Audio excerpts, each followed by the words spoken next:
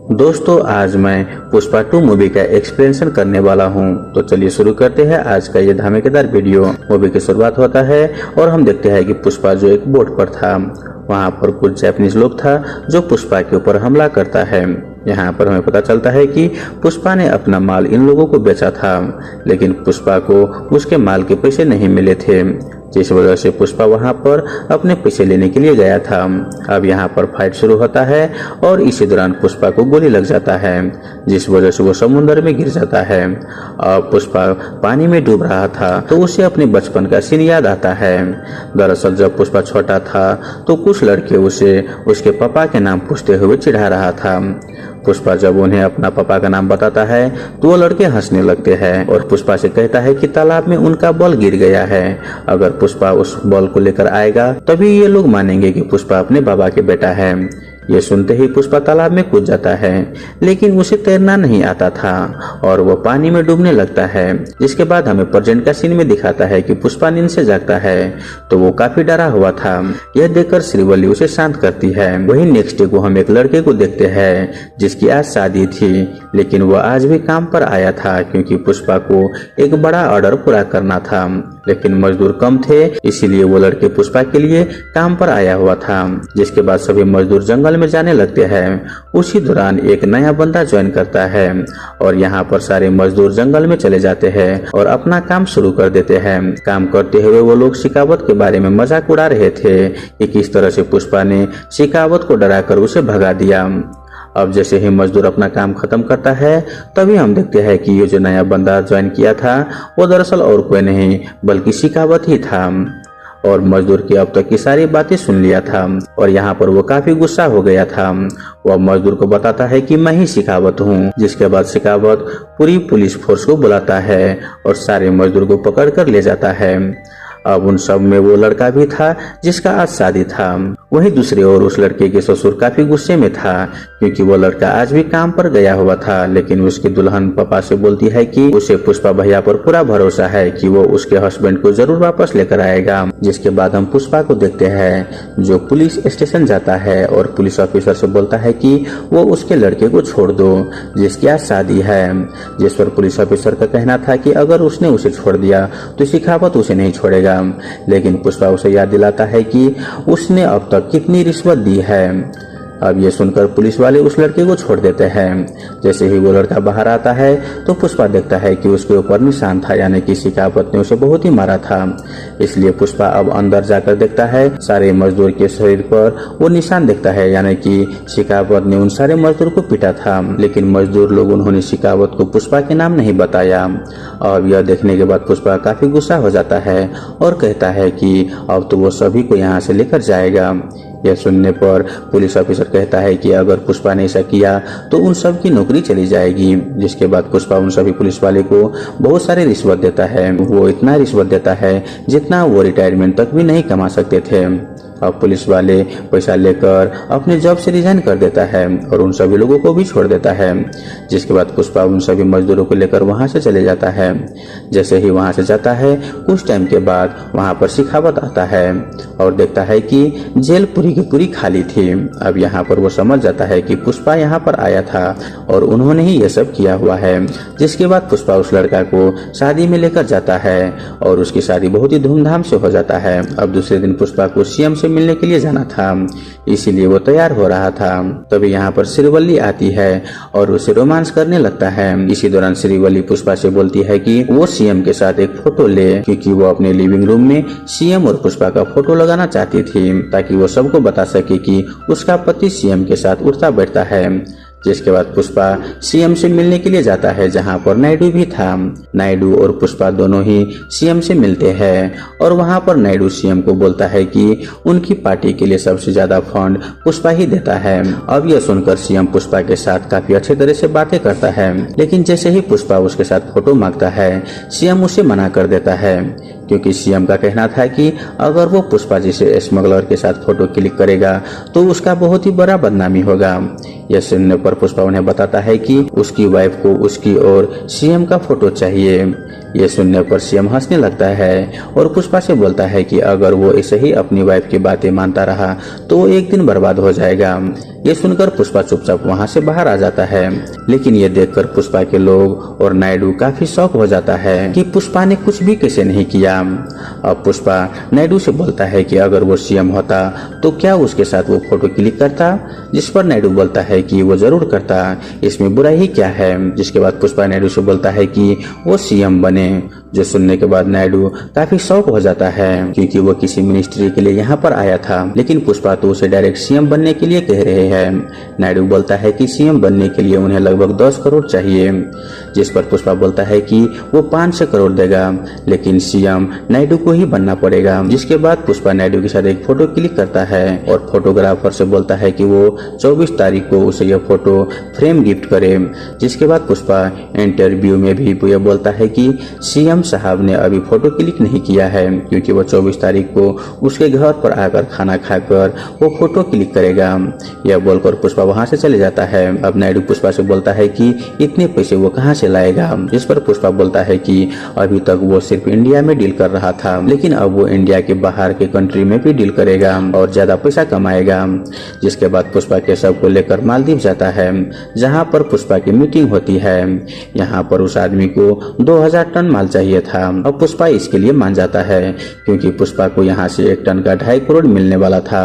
अब पुष्पा उसी आदमी के हेलीकॉप्टर लेकर अपने घर जाता है और पुष्पा सभी डीलर्स को एक मीटिंग में बुलाता है और उन सबको बता देता है कि उसे कितना माल चाहिए।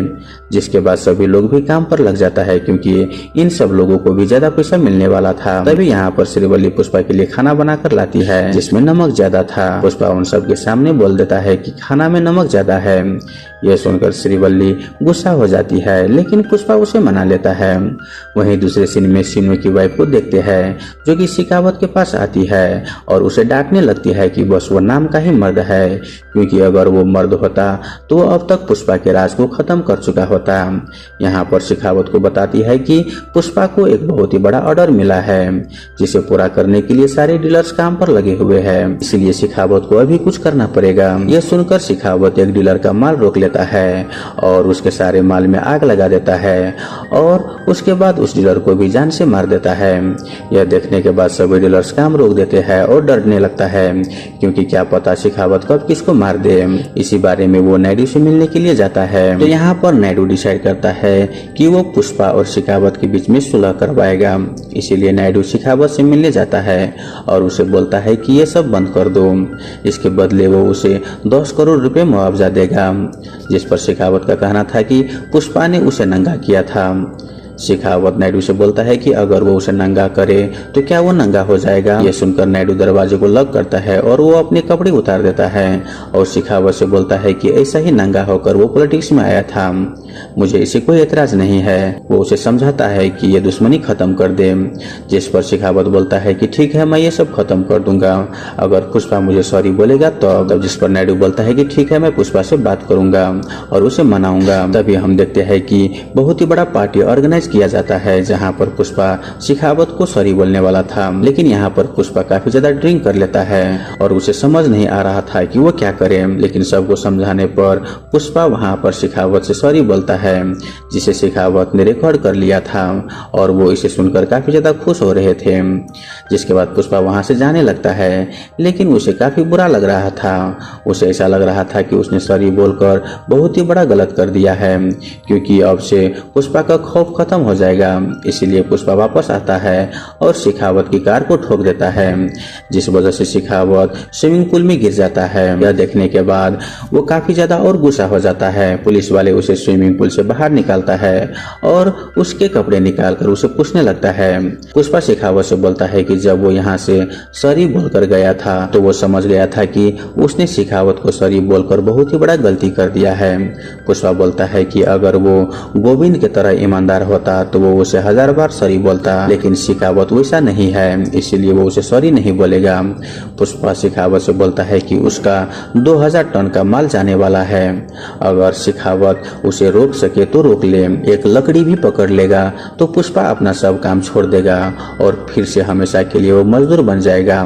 पुष्पा इसे रिकॉर्ड करके शेखावत को दे देता है और कहता है कि अगर उसमें दम है तो पकड़ के दिखाए। जिसके बाद पुष्पा अपने काम में लग जाता है।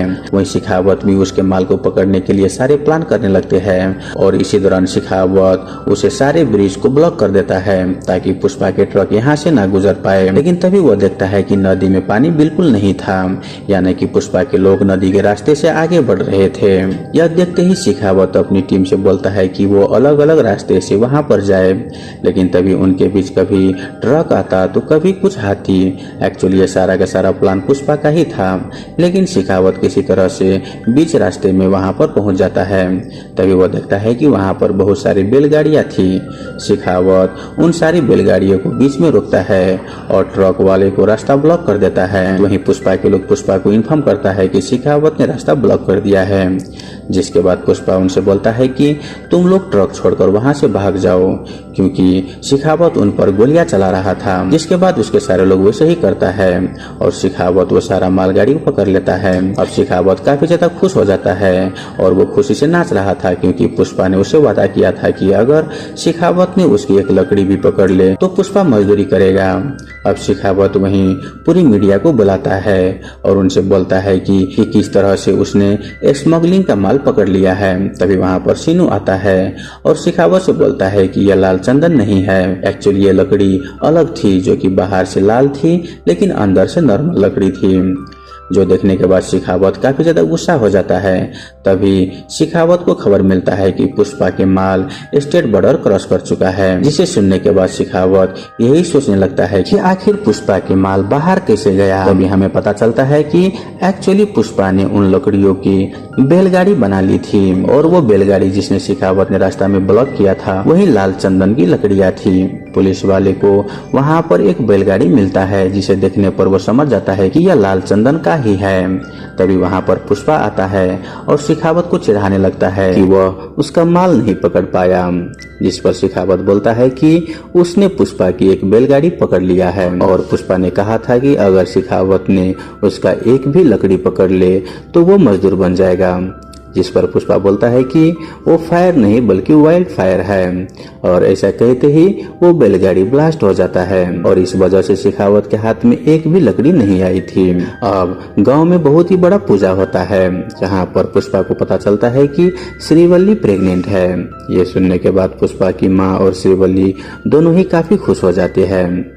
जिसके बाद पुष्पा साड़ी पहनकर देवी माँ के सामने डांस करने लगता है, क्योंकि वो चाहता है कि उसके घर में एक बेटी हो। जिस पर श्रीवल्ली बोलती है कि बेटा हो या बेटी फर्क क्या पड़ता है। तब जाकर पुष्पा बोलता है कि अगर बेटा हुआ तो वो उसे खानदान का नाम नहीं दे पाएगा, क्योंकि पुष्पा के पास कोई सरनेम नहीं है। इसीलिए वह चाहता है कि उसे एक बेटी हो, जिसकी शादी के बाद कम से कम उसका कोई खानदान तो होगा। अब यह सुनने के बाद श्रीवल्ली भी रोने लगती है और पुष्पा को वो संभालती है। तभी पुष्पा देखता है कि उसके भाई की बेटी को कुछ गुंडे जो ट्रांसजेंडर बनकर आए थे वो छेड़ रहे थे। यह देखने के बाद पुष्पा उन सब की बहुत ही पिटाई करता है। वही वहाँ पर पुष्पा के भाई भी था और वो पुष्पा को बहुत ही बातें सुनाने लगता है कि मदद करने का दिखावा ना करे, और वो फिर से पुष्पा की बातें सुनाने लगता है। जो सुनने के बाद श्रीवल्ली काफी गुस्सा हो जाती है और पुष्पा के भाई को वो काफी खरी खोटी सुनाती है।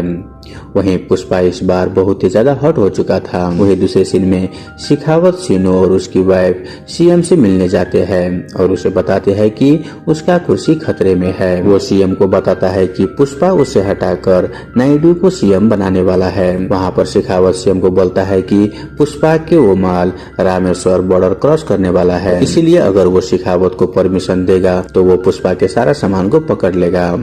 ये सुनने के बाद सीएम उसे परमिशन दे देता है। जिसके बाद शेखावत रामेश्वरम आता है।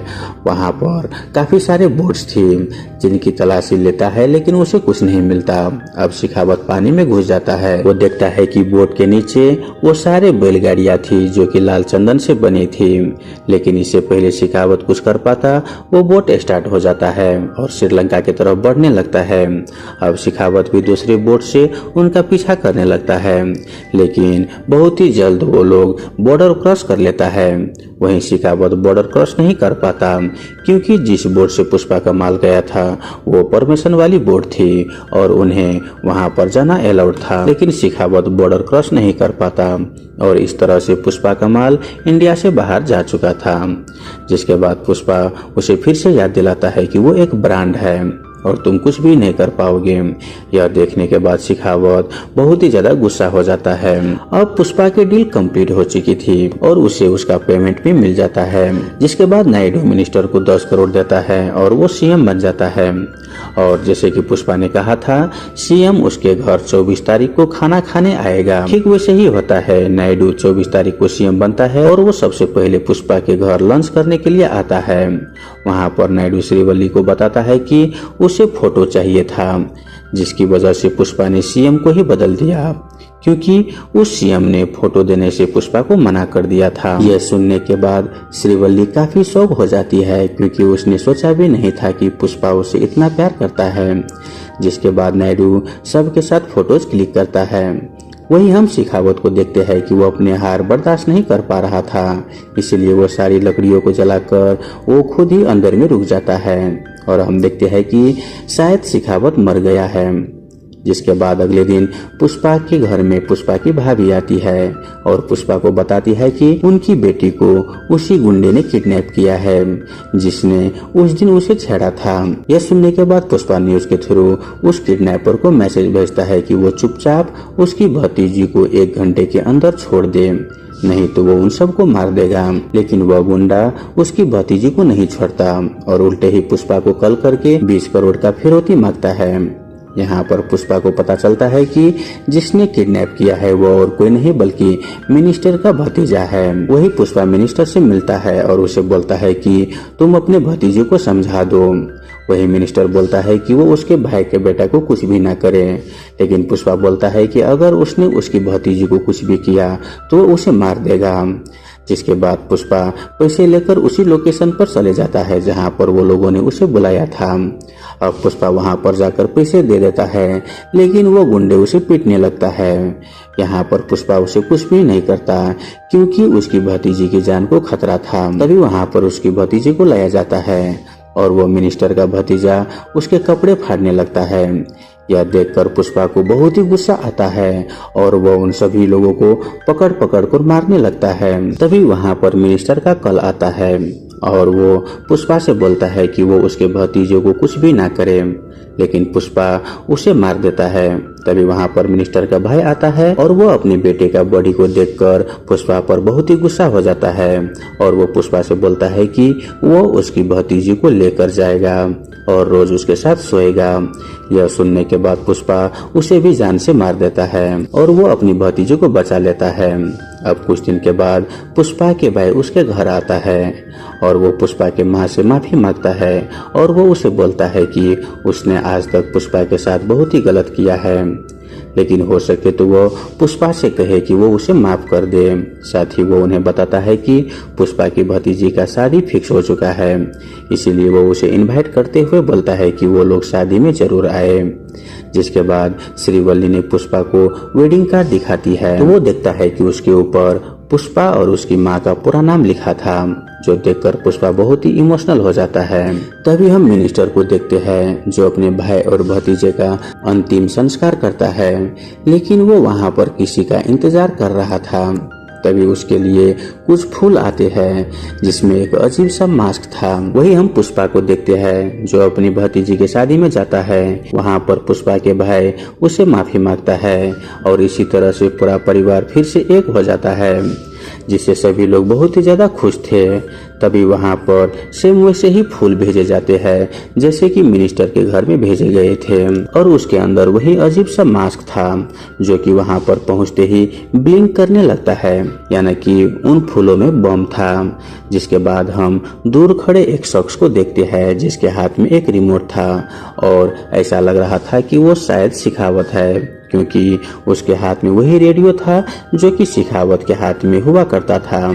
और जैसे ही वो बटन को प्रेस करता है तब बम ब्लास्ट होने लगता है और यहीं पर यह मूवी खत्म हो जाता है। जिसके बाद हम जानते हैं कि अब पुष्पा 3 भी जरूर आएगा। और साथ ही हम मूवी की शुरुआत में जो देखे थे जहाँ पर पुष्पा को गोली लगा था और समुद्र में गिरा था, आखिरकार पुष्पा वहाँ पर क्यों गए थे और वहाँ पर उसे क्या क्या हुआ था, इसी जर्नी के बारे में शायद हमको इसके पार्ट 3 में मालूम चलेगा। तो दोस्तों यहीं पर पुष्पा 2 का मूवी का एक्सप्रेशन खत्म हो जाता है।